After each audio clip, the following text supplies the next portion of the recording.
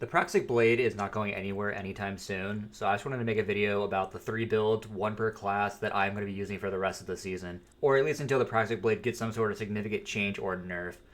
These builds are pretty good in all content. They're the builds I plan to be using basically the entirety of the rest of Renegades.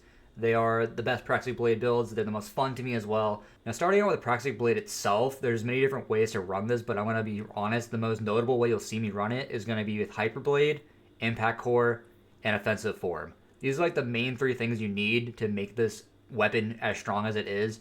There are different cores, defensive core, impact core, gyro core, all of these, but really for the most part, impact core is the one you're going to be running 99% of the time, and Hyperblade is just too good. It's free amplified. On any subclass that is not an arc subclass, that's just free DR. It's incredibly strong, and this is what I would be running all the time. As for the form, go with offensive just because it is the strongest in terms of the amount of damage it does. Please do not forget about these. I feel like people kind of just forget about the Praxic Blade, how it has different forms and things that you can kind of build craft into it. These are incredibly important, most notably going to be the Impact Core. On all 3 subclasses I mentioned today, this is the most important thing. It's going to be Impact Core. Starting off on Hunter, you're going to want to have Ensnaring Slam, Whirling Maelstrom. Your Grenade doesn't matter at all. Your dot of choice, Super you can't change. And you're going to go for Generation, Warding, Continuity, and Wisdom. And for the exotic of choice, I go with Mothkeeper Wraps. These are the mods that I run. And the artifact is, for the most part, just anything involving swords. You're not in a void subclass, I don't take much advantage of these, unfortunately. But these 3 right here, very important. Riposte, combination Argent Blade, and Sword Storm combo. These 3 are very important, especially this season. Essentially, this build is just spawning tangles and moss as much as possible while suspending any big target with your dodge. Really, all you gotta do is just smack things with the blade, pick up the tangle it drops for you, and just throw that at a target. And what they'll do a generation is grant you a ton of grenade energy, which is more moss, which is blind, and also overshield, which is pretty nice. And going back to the dodge for a second, that's also giving you woven mail every time you suspend a target. It's just all around a great combination. And out of the 3 builds I mentioned today, this is probably the weakest of the 3. And it's still so much fun. It puts out a lot of work and does a ton of damage. It's just incredibly good. Out of all the Hunter builds I've tried so far, this has just been the one that's been the most fun to me. I really was never a Mothkeeper Wraps fan when it first came out, I'll be honest. It was kind of underwhelming, but this build, it's just a great combination of a lot of things. The Suspend, the Sever from the Praxic Blade, the ability to get tangled so easily just by smacking a single target is just so good, and it's a great combination of things. And the support utility Mothkeeper Wraps gives this build just adds on top of it, just exemplifies it even more. And it's just an all-around very good build right now, and Titan, I love it. I go ahead and go for a Solar subclass, which is going to be Soul Invictus, Consecration, Healing Grenade, Your Melee of Choice, Rally Barricade, Hammer of Soul because it's better with Soul Invictus, Ember of Ashes, Ember of Wonder, the most important one, which is going to be Ember of Singeing, Ember of Char, and Ember of Blistering. You'd think I'd do a Stronghold setup, but no, I hate that exotic. Kefri's Horn. These are the mods I run. And the artifact is basically the same thing as Hunter, just to get these 3 mods right here. And yeah, I know what you're thinking. Why isn't he using Strongholds? Isn't that like the most busted combination in the world on Titan? And you're right, but that's also very boring and doesn't do a lot of damage. This is just causing tons and tons of ignitions over and over and over again.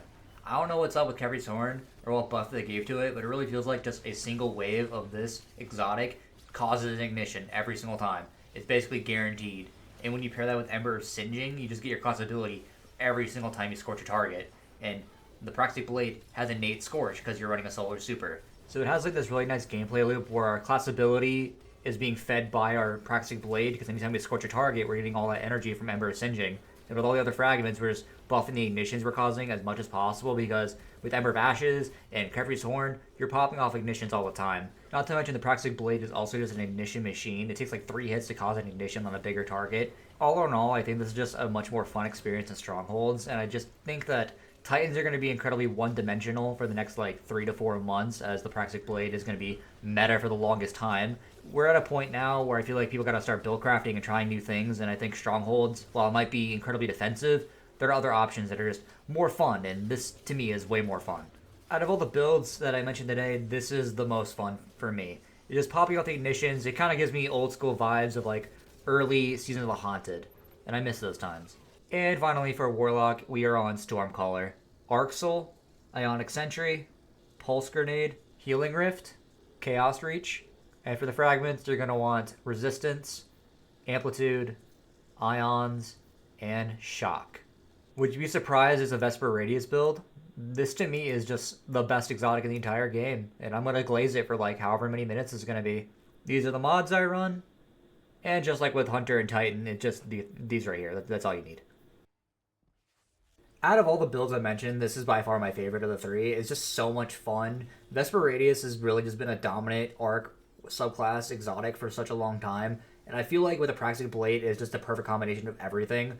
The entire goal with Vesper is to be surrounded by the enemies, and what you do with Praxic Blade is just get in their face and just smack them with the sword. It's just such a good combination. You get free bolt charge, get blind from Vesper Radius, your rift comes back insanely fast. Not only that, with Ionic Sentries and Arc Souls now being able to jolt targets with Spark of Shock equipped, you just allow yourself to just become this lightning rod that just deals so much damage all the time. This build is incredibly safe because it blinds everything. This build has a lot of damage because there's so much jolt involved. You have the Praxic Blade, which is just the S tier weapon of the game right now. It has a good combination of everything, and I love this build. Vesper Radius has really been one of my favorite Warlock exotics for the longest time, and the Praxic Blade just makes it so much better. Not to mention the changes to the buddy system where like grenade stat now benefits all your buddies like Ionic Sentries and Arc Souls. It's just like Warlocks are too strong right now. Really, I could have put like 3 different builds here, but Vesper Radius is just the one I enjoy the most. If you're running Getaway Artist, which you probably are, try this. This is kind of like the same thing, except it's a little bit more aggressive, I think. I just enjoy being able to get in the fray, spam my class abilities, and blind everything all the time. This is just such a fun build, and I really, really recommend it. Anyways, that's just at least one build per class. These are the ones that I will be running with the Praxic Blade for the rest of Renegades. The Praxic Blade is here to stay. It's not going anywhere. And I encourage you to branch out and try some different things because there are other options than just, Getaway Artist and Strongholds. There's other builds out there. So these are just the ones that I will be running for the rest of Renegades. That's all from me. I appreciate your time. Thank you so much for watching. If you could like and subscribe, I'd really appreciate it. Y'all have a great day.